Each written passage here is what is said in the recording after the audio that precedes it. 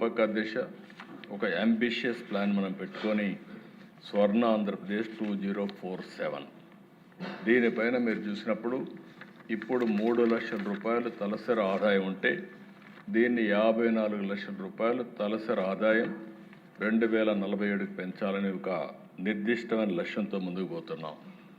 అందుకే మా మంత్రులు మాట్లాడినప్పుడు దిశ ఫోకస్ అంతా కూడా భావితరాలపైన పెట్టాం. వీకర్ సెక్షన్స్లో ఉండే పిల్లలపైన పెద్ద ఎత్తున అంటే అంగన్వాడీ దగ్గర నుంచి ఎలిమెంటరీ స్కూల్ దగ్గర నుంచి రెసిడెన్షియల్ స్కూల్స్ అన్నీ కూడా ఫోకస్ చేశాం. విద్యపైన ఎక్కువ ఫోకస్ చేస్తున్నాం. వాళ్ళకు పౌష్టికాహారంగా కాకుండా వాళ్ళకు మెరుగైన హెల్త్ కండిషన్స్ ఉండడానికి ఏమేం చేయాలనో అవన్నీ కూడా వర్కౌట్ చేస్తున్నాం అని చెప్పి కూడా నేను మీకు తెలియజేస్తున్నా. ఇదే కాకుండా దిశ ఒక పక్క సంక్షేమ కార్యక్రమాలు పెట్టడం, ఇంకొక పక్క ఎక్కడికక్కడ ప్రతి ఒక్క వర్గానికి కూడా బడ్జెట్ ఇచ్చాం. ఇందులో కూడా వాళ్ళ ఆదాయాన్ని పెంచే విధంగా ఏ విధంగా మెరుగైనటువంటి జీవన ప్రమాణాల కోసం ఏమేం చేయాలనో అవన్నీ కూడా వర్కౌట్ చేస్తున్నాం. నేను వెచ్చించే టైంలో ఎక్కువ శాతం సంక్షేమ కార్యక్రమాల కోసం వీకర్ సెక్షన్స్ మీదనే ఎక్కువ ఫోకస్ చేస్తున్నాను. అంటే ఆ రోజు ఎన్డీఏ ఒక మాట చెప్తాం, రాష్ట్ర పునర్నిర్మాణం చేస్తాం, సంక్షేమ కార్యక్రమాలు ఇస్తాం, అభివృద్ధి కార్యక్రమాలు చేసి ఆదాయాన్ని పెంచుతాం, ఎవ్వరికి ఇబ్బంది లేనటువంటి సుపరిపాలన ఇస్తామని చెప్పి ఆ రోజు చెప్పాం. దాని ప్రకారమే ఈరోజు ముందుకు పోతున్నాం. ఇంకొక పక్క దిశ ఒకసారి మనం ఆలోచించుకోవాల్సింది, నేను చాలాసార్లు చెప్పాను, P3 ద్వారా అంటే పబ్లిక్ ప్రైవేట్ పార్ట్నర్షిప్ ద్వారా ఈరోజు సంపద సృష్టించడానికి ముందుకు పోయాం. ప్రైవేట్ వ్యక్తులు వచ్చారు, రోడ్లు వేశారు, ఎయిర్పోర్ట్లు కట్టారు, ఇన్ఫ్రాస్ట్రక్చర్ పనులు చేశారు. దానివల్ల సంపద వచ్చింది, మెరుగైన సదుపాయాలు వచ్చాయి, కానీ ఆర్థిక అసమానతలు పెరిగాయి. దాన్ని దృష్టిలో పెట్టుకుని మనం P4 తీసుకొచ్చాం, పబ్లిక్ ప్రైవేట్ పీపుల్స్ పార్ట్నర్షిప్. ఇప్పటికీ 10 లక్షల బంగారు కుటుంబాలని 1 లక్ష మంది మార్గదర్శులు అడాప్ట్ చేసుకునే పరిస్థితికి వచ్చారు. నేను ఒకటే చెప్తున్నా, ఏ కార్యక్రమం అయినా దాని ఫలితాలు ఇమీడియట్గా రావు. దాన్ని నిరంతరం పర్యవేక్షించగలిగితే దీనికంటే మించిన ప్రోగ్రాం ఆర్థిక అసమానతలు తగ్గించడానికి వేరేది లేదని చెప్పి కూడా మరొకసారి మీ అందరికీ విజ్ఞప్తి చేస్తున్నా. ఏ వీకర్ సెక్షన్స్ అయితే ఉన్నారో లాస్ట్ మైల్లో ఉండే వాళ్ళని ఆదుకోవాలంటే వాళ్ళకు తాత్కాలికంగా సంక్షేమ కార్యక్రమాలు ఇవ్వడమే కాకుండా వారి యొక్క జీవితాల్లో మార్పు రావాలంటే పిల్లల దగ్గర నుంచి వాళ్ళకు ఉండే ఆస్తులు కానీ, లేకుంటే ఇప్పుడు మనం అందరం మాట్లాడుకుంటున్నాం, ఇక్కడ మాట్లాడుకునే వీకర్ సెక్షన్స్ అందరిలో కూడా భూములు ఉండవు.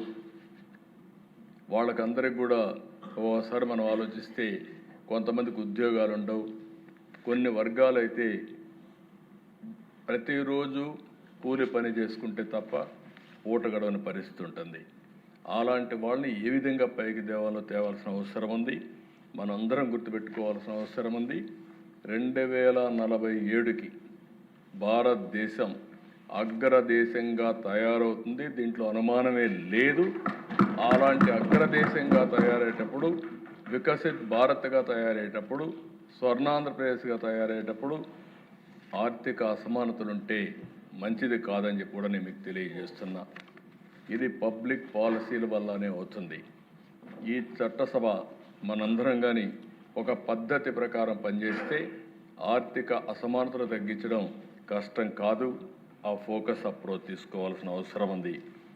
ఇక్కడ మనందరం ఉన్నాం, వెనుకబడిన వర్గాలు ఉన్నారు, ఎంతో నమ్మకం పెట్టుకుని ఓట్లు వేశారు. నేను చాలా ఎన్నికలు చూశాను, కానీ ఏకపక్షంగా మొన్న ఎన్నికల్లో 94% విన్నింగ్ ఛాన్సెస్ ఇచ్చారంటే, మనం ఎవరిని పెట్టినా 94% గెలిపించారంటే అది ప్రజలు మన మీద పెట్టుకున్న నమ్మకం. అలాంటి నమ్మకాన్ని మనం కాపాడుకోవాల్సిన అవసరం ఉంది. అందుకే వీకర్ సెక్షన్స్లో అధ్యక్ష బీసీల్లో రిజర్వేషన్స్ 33% నుంచి తగ్గించారు. మళ్ళీ పెంచడానికి 1 మ్యాన్ కమిషన్ వేసాం. స్థానిక సమస్యలు ఎన్నికలు వస్తాయి, వచ్చే మునిపే రిజర్వేషన్లు పెంచడానికి ఈ ప్రభుత్వం ఎన్డీఏ ప్రభుత్వం అన్ని విధాల ప్రయత్నం చేస్తున్నా. వన్ మ్యాన్ కమిషన్ రిపోర్ట్ వచ్చిన వెంటనే దాన్ని చట్టం చేసి ముందుకు పోతామని చెప్పి కూడా నేను మీకు తెలియజేస్తున్నా. ఒక క్యాబినెట్ సబ్ కమిటీ కూడా వేసాం. బీసీ ప్రొటెక్షన్ కోసం ఏమి చేయాలనో నిర్ణయించమని, అది వస్తే ఆ రిపోర్ట్ కూడా అమలు చేస్తాం. ఇంకా బీసీసీలో కొన్ని యాస్పిరేషన్స్ ఉన్నాయి. కొంతమంది ఎస్సీల్లో చేర్చమని, ఎస్టీల్లో చేర్చమని ఇవన్నీ చెప్పారు. అవన్నీ కేంద్రానికి కూడా పంపించాం. అవి కూడా ఫాలో అప్ చేస్తాం. మొట్టమొదటిసారి దిశ ఎప్పుడో 96-97లో నేను ఎస్సీ కేటగరైజేషన్ ప్రవేశపెట్టాను. తర్వాత దాన్ని కాపాడలేకపోయారు. మళ్ళీ ఈరోజు సుప్రీంకోర్టు దానికి అనుమతి ఇచ్చారు. మళ్ళీ ఎస్సీ కేటగరైజేషన్ తీసుకొచ్చి దామాషా ప్రకారం ఎస్సీస్లో కూడా మాలా మాదిగా రెల్లి ఇలాంటివన్నీ తీసుకొచ్చి ఏబీసీ కేటగరైజేషన్ తీసుకొచ్చి ఎస్సీస్లో కూడా సామాజిక న్యాయం చేసిన ఘనత ఎన్డీఏ ప్రభుత్వానికి దక్కిందని కూడా మీకు తెలియజేస్తున్నా. ఇదే కాకుండా నేను ఆ రోజు జీఓఎంఎస్ నెంబర్ 3 ట్రైబల్స్ కోసం తీసుకొచ్చాను. దాన్ని కూడా కాపాడలేకపోయారు. ఈరోజు మళ్ళీ చెప్తున్నా. అయితే సుప్రీంకోర్టులో కూడా కొట్టేశారు కాబట్టి నేను గిరిజన సోదరులందరికీ విజ్ఞప్తి చేస్తున్నా. దీన్ని మీరు కూడా ఆలోచించుకొని రండి. మళ్ళీ అది నిలబెట్టాల్సిన అవసరం ఉంది. నిలబెట్టడానికి సిద్ధంగా ఉన్నా. అది ఆచరణ ఆమోదయోగ్యమైన ఒక పాలసీలో మనం ముందుకు పోవాల్సిన అవసరం ఉంది. నేను అందుకే మొన్న అన్ని దిక్కల మీటింగ్లు పెట్టమన్నాం. వారు ఇచ్చే ఫీడ్బ్యాక్ తీసుకొని తొందరలోనే త్వరగా ఈ నిర్ణయం చేస్తామని చెప్పి కూడా నేను మీకు తెలియజేస్తున్నాను. ఇది కాకుండా దేశ మైనారిటీ సోదరులకైతే ఈ ప్రభుత్వంలో రక్షణ ఉండడమే కాకుండా అన్ని విధాల మొట్టమొదటిసారిగా మీరు చూస్తే అనేక సంస్కరణలు తీసుకొచ్చాం. అనేక విధాలుగా ఆదుకుంటున్నాం. ఎవరైతే మనకు మౌజంలకు కానీ ఇమాములకు కానీ వాళ్ళకి ఆన్రోరియం ఇవ్వడం, అదేవిధంగా ఎడ్యుకేషన్ మీద ఎక్కువ శ్రద్ధ పెట్టడం, ఇలాంటి అనేక కార్యక్రమాలతో ముందుకు పోతున్నాం. ఇంకొక పక్క దిశ జెండర్ ఈక్విటీ, ఆడబిడ్డలకు అన్ని విధాలు ఆదుకోవడం కోసం ఎన్టీఆర్తో స్టార్ట్ అయింది.